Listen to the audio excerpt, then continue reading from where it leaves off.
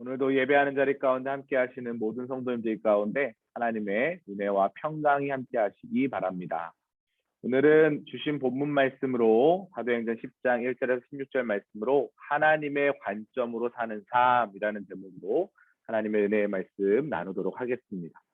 오늘 우리가 읽은 본문의 주인공이 누군가요? 고넬료라고 하는 사람입니다. 오늘 1절에 보니까 이탈리아, 그러니까 로마의 백부장이다 이렇게 기록되어 있습니다. 100명의 군사를 거느리고 있었던 사람이다라고 이야기를 하고 있습니다. 이 고넬료 이야기가 왜 중요하냐면 사도 바울의 사건과 좀 연결을 지으셔야 하는데, 우리가 지난 시간에 스데반에 대한 이야기를 얼마 전에 살펴봤죠. 이 스데반의 순교 사건 기억하십니까? 사도행전 7장에 나왔던 이야기였습니다. 돌에 맞아서 스데반 집사님이 순교를 했을 때 어떤 일이 일어났어요? 사도행전 1장 8절, 오직 성령이 너에게 임하시면 예루살렘과 온 유대와 사마리아와 땅끝까지 이르러 너희들은 내 증인이 되라, 이런 말씀이 있죠.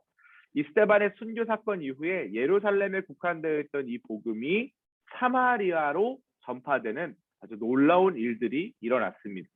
그것과 동시에 오늘 이 고넬료의 사건을 우리가 좀 살펴봐야 하는데요. 이 고넬료는 유대인이 아니라 이방인입니다. 이방인. 그 당시 베드로는 유대인이었죠. 오늘 본문에도 이 하늘에서 보자기가 하나 내려오는데 그 안에 부정한 짐승들이 있었어요. 레위기에 의하면 부정한 짐승들이 있어서 그것을 내가 먹을 수 없다. 왜냐하면 레위기법을 베드로는 너무나 잘 알고 있었기 때문이죠. 그렇기 때문에 이 일을 통해서 하나님께서 깨닫게 하신 은혜는 뭐냐? 이 부정한 짐승은 이방인들을 상징하는 것입니다. 유대인들만 구원받는 것이 아니라 이방인에게도 구원의 길이 열리는 아주 놀라운 은혜의 사건이 바로 이 고넬료 사건이다라는 것입니다. 오늘 본문에 보면 이 고넬료도 환상을 보고요, 베드로도 환상을 봐서 어쨌든 이 두 사람이 이제 만나게 되는 장면이 오늘 본문의 이야기인데요. 이 베드로가 오늘 우리가 함께 읽지 않았지만 사도행전 10장 34절부터 43절을 나중에 꼭 읽어보십시오. 이 본문에 보면 베드로가 고넬료 가정에 가서 설교하는 장면이 나옵니다. 하나님의 말씀을 전하는 거예요. 근데 하나님의 말씀을 전할 때 제가 42절 33절만 한번 읽어볼게요. 10장입니다. 우리에게 명하사 백성에게 전도하되 하나님이 살아있는 자와 죽은 자의 재판장으로 정하신 자가 곧 이 사람이 것을 증언하게 하셨고 그에 대하여 모든 선지자도 증언하되 그를 믿는 사람들이 다 그의 이름을 힘입어 죄 사함을 받는다 하였느니라. 누구에 대한 이야기예요? 예수님에 대한 이야기를 이 베드로가 고넬료 가정에서 전한 거예요. 예수 그리스도의 죽음과 부활에 대한 이야기를 전했죠. 죄사함을 입는다. 예수의 이름으로 죄사함을 입는다. 이렇게 설교를 했는데 중요한 건 그 다음 장면이에요. 44절에 보니까 베드로가 이 말을 할 때에 성령이 말씀을 듣는 모든 사람에게 내려오십니다. 이게 아주 중요한 장면인데요. 사도행전 2장에서 마가의 다락방에서 베드로를 중심으로 120명의 문도들이 열심히 기도했어요. 그때 성령 하나님이 각 사람 위에 한 사람 한 사람 한 사람 위에 임하셨잖아요. 그곳에 있는 사람들은 유대인들이었단 말이에요. 그러니까 유대인들은 자신들만 선민이고 자신들만 구원받은 백성이다라는 생각에 사로잡혀 있었어요. 근데 지금 고넬료는 누구라고요? 이방인이란 말이에요. 이방인에게 복음을 전했고 그 복음을 들은 이방인들의 그 가정에 어떤 일이 일어났다고요? 성령님이 임하셨다라는 거예요. 자, 45절 이어서 보니까 베드로와 함께 온 할례 받은 신자들이 이방인에게도 성령 부어 주심으로 말미암아 놀라니 이렇게 되어 있습니다. 여러분, 이 사건이 왜 중요하냐면 한 구절만 더 보고 설명을 이어갈게요. 11장 18절에 가보시면 이렇게 기록되어 있죠. 그들이 이 말을 듣고 잠잠하여 하나님께 영광을 돌려 이르되 그러면 하나님께서 이방인에게도 생명 얻는 회개를 주셨다 하니라. 이제 이 유대인들이 결론을 내린 거죠. 아, 이방인들에게도 성령의 은혜가 임하고 회개의 은혜가 임하고 죄사함의 복을 누릴 수 있는 길이 있는 거구나 라고 그곳에 모여있던 유대인들이 깨달았다라는 거예요. 왜 이 두 사건, 스데반 순교 사건과 고넬료의 성경 체험 사건이 중요하냐면 이 사도행전이지 않습니까? 이제 13장부터 사도 바울이 뭘 떠나요? 선교 여행을 떠난단 말이에요. 선교 여행을 떠나는데 사도 바울은 누구에게 복음을 전하는 사람이에요? 유대인들인가요? 물론 유대인에게도 전하지만 이방인 선교에 포인트가 있죠. 이방인들은 할례, 율법 그 두 개 안 한단 말이에요. 근데 바울이 뭐라고 얘기하는 거예요? 하지 않아도 된다. 율법을 다 지키지 못해도 된다. 오직 믿음으로 말미암아 구원을 받는다라고 바울은 전도한단 말이에요. 근데 그 근거가 뭐라는 거예요? 고넬료의 회심 사건이라는 거. 실제로 바울이 한 47년에서 49년까지 1차 선교 여행을 갔다 옵니다. 갈라디아 지역을 중심으로 선교 여행을 가서 비시디아 안디옥에서 이제 이방인을 대상으로 유대인을 대상으로 설교도 하고요. 루스드라에서는 이방인을 대상으로 또 설교도 해요. 그러면서 이제 돌에 맞아서 죽을 뻔한 고비도 넘기고 더베까지 갔다가 다시 돌아오면서 이제 교회 갈라디아 교회를 세우고 장로들을 그곳에서 목회하도록 그렇게 이제 하죠. 돌아왔는데 수리아 안디옥 교회로 돌아왔는데 이상한 소문이 난 거죠. 바울이 전한 복음이 가짜다. 이방인 성교 아니다. 그래서 바울이 너무나도 억울하고 그때를 수리아 안디옥 교회는 파송 교회니까 본교회 가서 즉 예루살렘 교회 가서 해결해야겠다라고 생각을 하고 예루살렘 교회로 갑니다. 가서 사도행전 15장에 보면 AD 49년에 예루살렘 총회 종교회의가 일어나요. 그때 이 고넬료 사건이 베드로와 야고보의 입술을 통해서 그곳에 있는 유대인들을 설득시키는 결정적인 사건이 되는 거죠. 즉 이제 공문서 바울이 이방인 선교를 갈 때마다 공문서를 가지고 다니는데요. 거기에 땅땅땅 바울이 전하는 이방인들에게 전하는 복음은 합당하다라는 것을 예루살렘 교회에서 인정을 하게 되는 아주 중요한 사건이 오늘 우리가 함께 읽은 고넬료에 대한 이야기다라는 것입니다. 여러분 그렇기 때문에 이 본문은 오늘 우리가 앞에 상반절만 읽었지만 전반적으로 바울의 선교 여행에 있어서는 너무나도 이방 선교의 당일성을 결정짓는 아주 중요한 사건이었다. 그 부분을 꼭 기억하시기 바랍니다. 자, 제가 전반적인 배경에 대한 이야기를 말씀을 드렸고요. 오늘 그런 본문으로 들어가서 베드로가 지금 무두장의 시몬의 집에 머물고 있어요. 그러던 중에 오늘 본문에 보니까 부정한 짐승이 담긴 그릇이 하늘에서 내려오는 환상을 봅니다. 근데 이런 소리가 들리죠. 일어나서 잡아먹어라 라고 얘기해요. 당연히 베드로는 율기법에 의하면 또 신명기 14장 3절에서 21절 이 이야기를 알고 있었기 때문에 이 음식 먹기를 거부해요. 왜냐하면 유대인들은 부정한 음식을 안 먹었으니까요. 그런데 이 일을 통해서 이 베드로가 나중에 깨닫는 거죠. 이 부정한 음식이 뭘 상징하느냐? 이방인들을 상징한다라는 거예요. 자, 그러면 오늘 첫 번째 하나님의 관점에서 본 바른 삶은 어떤 삶일까? 사람을 평등하게 대우해야 한다라는 것입니다. 자, 계속 강조하고 있지만 가이사랴 빌립보에 머물고 있는 고넬료는 로마 군대를 통솔하는 백부장이었어요. 로마의 주둔지의 사람들에게 유대인들이 일반적으로 배타적이었습니다. 그래서 이방의 고넬료도 할례 받지 않았고 또 유대인의 신앙을 가지고 있었고 율법을 따르려고 살려고 애를 썼던 사람이었어요. 그러니까 이 말은 곧 뭐냐면 유대교로 개종을 하지는 않았다라는 거예요. 유대인들에게 인정도 받고 경건한 사람이다라고 오늘 설명을 하고 있죠. 좋은 성품을 가지고 있었던 사람, 기도했던 사람이지만 유대인으로 개종을 하지 않았어요. 그렇기 때문에 유대인들에게 100% 인정을 받지는 못했던 사람이었습니다. 그런데 이 고넬료가 성실하게 신실하게 신앙생활을 하다 보니 큰 은혜를 입게 되는 거죠. 구제와 기도 생활을 열심히 했다라고 그렇게 기록이 되어 있습니다. 하나님의 사자에게 메시지를 들은 이 고넬료는 즉시 말씀에 순종했어. 그리고 요바에 있던 베드로에게 사람을 보내게 됩니다. 이 땅에 오신 이유가 뭐예요? 모든 민족이 모든 백성이 하나님의 자녀가 되는 그것을 위해서 주님은 이 땅 가운데 오신 거예요. 고넬료는 이방인이었지만 주님께서 택한 하나님의 자녀였다라는 것입니다. 우리는 평등하게 주변의 사람들을 바라봐야 되는 그런 눈을 뜨어야 한다라는 것이죠.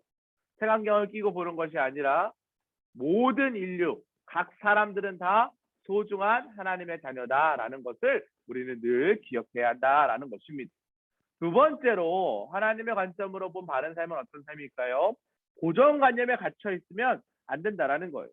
정오쯤 베드로가 기도하기 위하여, 오늘 성경에는 6시라고 되어 있지만 6에다가 플러스 6을 하면 우리 현대 시간입니다. 그러니까 낮 12시에 얼마나 배가 고팠겠어요. 베드로가 배가 고픈 상태에서 기도를 하고 있는데 갑자기 황홀경 중에 하늘에서 보자기 하나가 이렇게 내려오는 거예요. 큰 보자기 같은 그릇이 내려왔는데 거기에 부정한 동물들이 있었어요.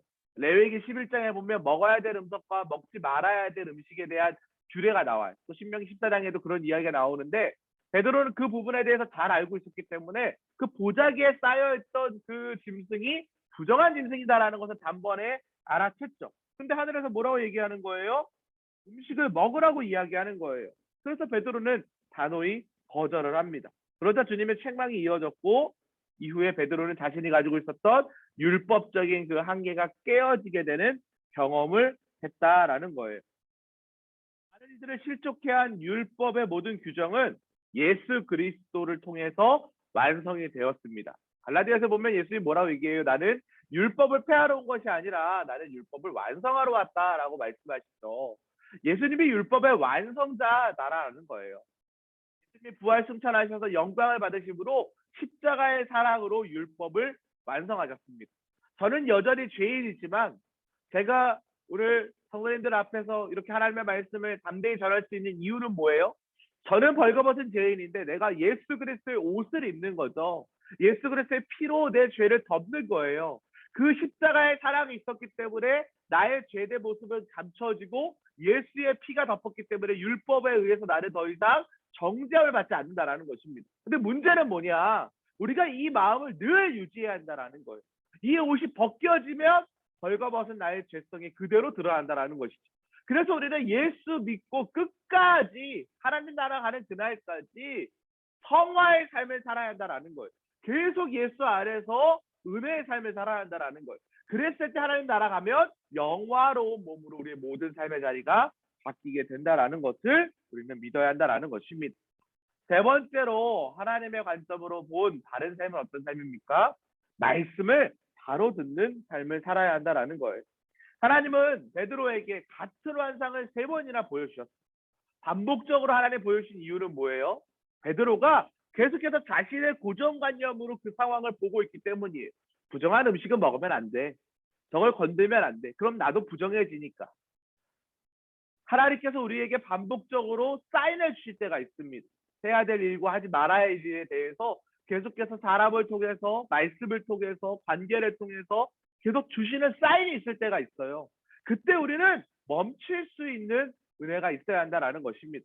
말씀을 바로 듣지 못하면 자신의 생각 때문에 잘못된 판단의 오류를 경험하게 된다는 것이죠. 제가 요즘에 최근에 읽은 책 중에 이런 책의 내용이 있습니다. 우리가 기도할 때 응답이 목적이 되면요, 이 방향이 흐트러진 경우들이 있다라는 거예요. 응답이 목적이 되면 그 내가 원하는 방향대로, 내가 원하는 계획대로 되지 않으면 하나님을 원망하고 또 때로는 하나님을 저주하고, 지금 우리가 새벽마다 욥에 대한 이야기를 보고 있잖아요. 죽음이 낫다라고 여겨지는 그런 삶을 산다라는 거예요. 그런데 응답이 목적이 아니라 우리의 기도의 방향이 하나님을 바라보는 것이 목적이 되어야 된다라고 이야기하고 있습니다. 내 생각, 내 판단대로 살아가는 인생이 아니라 하나님을 바라보는 것이 목적이 되어야 된다. 그러면 그럼에도 불구하고 우리가 기도할 수 있고요. 그리 아니하실지라도 우리가 기도할 수 있다라는 거예요. 실패가 아니라는 것이죠. 기도할 때 yes 해도 기도의 응답이고 no 해도 기도의 응답이고 wait 해도 기도의 응답이라는 거예요. 지금 베드로는 이 고넬료의 만남을 통해서 우리에게 지금 그것을 교훈하고 있습니다. 하나님의 말씀을 바로 듣는 그런 귀가 있어야 한다라는 것이죠. 말씀을 바로 듣지 못하면 우리의 생각이 들어가게 되고 우리의 생각이 들어가면 잘못된 오류의 결정을 할 수 있다라는 거예요. 그래서 우리는 늘 영적으로 민감한 삶을 살아야 한다라는 것입니다. 주님의 말씀만이 진리임을 기억하고 살아가는 은혜가 있어야 한다라는 것이죠. 사랑하는 성도 여러분, 주님의 말씀만이 진리임을 믿으시기 바랍니다. 그렇기 때문에 우리가 늘 기도해야 되고요. 늘 성경을 봐야 하는 이유가 바로 여기에 있어요. 성령의 오약속에 보면 다섯 번째 약속이 뭐예요? 성령 하나님께서 우리의 길을 인도하시고 우리가 미처 깨닫지 못한 것들을 가르치시고 장래 일을 보여주신다라고 기록되어 있잖아요.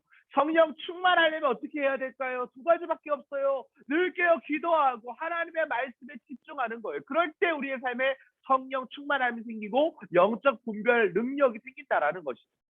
우리 모든 성도님들이 하나님의 관점으로 자신의 삶의 자리를 잘 되돌아보시기 바랍니다. 그리고 아까 전에도 서론에서 제가 설명드렸지만 이 고넬료 사건을 통해서 이제 복음이 편만하게 확장돼요. 이방인을 통해서 하나님은 이방인 구원의 당위성을 보여주시는 거죠. 베드로가 가지고 있는 생각의 한계에서는 유대인만의 구원의 대상인데 그게 아니라는 것을 하나님 깨워주시면서 베드로를 통해서 바울을 통해서 계속해서 하나님의 교회가 세워지는 것을 우리는 사도행전을 통해 이제 계속 보게 될 것입니다. 성도 여러분, 하나님의 계획은 우리의 계획과 다릅니다. 우리가 아무리 뛰어난 지혜를 가지고 여러 가지 것들을 판단하고 또 우리의 인생을 설계한다 하더라도 하나님의 높음과 하나님의 깊음과 하나님의 넓이를 우리는 따라갈래야 따라갈 수가 없습니다. 그렇기 때문에 우리는 늘 영적으로 깨어서 하나님께서 오늘도 나에게 주신 시간 가운데 해야 할 일과 하지 말아야 할 일들을 잘 구별하여서 하나님의 영광을 위해 살아가는 그런 은혜들을 기억하는 믿음 생활을 해야 한다라는 것이죠. 주님의 은혜와 평강이 내일 추수감사 주일입니다. 한 해 동안 11월까지 어떻게 왔는지 모르겠어요. 코로나와 함께 11개월을 살아왔습니다. 지금까지 우리를 살리신 하나님의 은혜가 아니고서는 우리가 오늘 이렇게 어떻게 만날 수 있겠습니까? 모든 상황 가운데 함께 하시는 하나님의 은혜를 기억하고 주님께서 주신 나의 삶의 자리 가운데 자족의 복을 누리는 그런 모든 성도들 되시기를 주님의 이름으로 간절히 축복합니다. 잠시 기도하시겠습니다. 하나님 감사합니다. 우리의 인생 가운데 삶의 자리 가운데 추구하는 생각과 관점들이 다 있습니다. 사람의 관점으로 혹은 하나님의 관점으로 세상을 바라보며 살아갑니다. 우리가 가지고 있는 생각과 잣대로 어느 누군가를 판단하다 보면 선입견이 생기고 또 편견을 갖게 됩니다. 그러다 보면 영적 분별력을 잃어버려서 쉽게 판단하게 되고 정죄하게 되는 경우들도 있습니다. 하나님, 관점을 회복시켜 주시옵소서. 말씀을 바라보게 하시고 기도의 능력이 회복되게 하셔서 성령 하나님이 조명하시는 진리 안에서 우리가 자유할 수 있도록 인도하여 주시옵소서. 내일은 추수감사 주일입니다. 하나님 베풀어 주신 은혜에 마음껏 감사하게 하시고 주님의 능력 안에서 남은 2021년도 잘 마무리할 수 있도록 인도하여 주시옵소서. 하나님께서 우리들의 인생 가운데 함께할 줄 믿사오며 예수 그리스도의 이름으로 기도합니다. 아멘. 이러한 은혜가 우리 모든 성도님들 가운데 함께 하시기를 주님의 이름으로 간절히 축복합니다.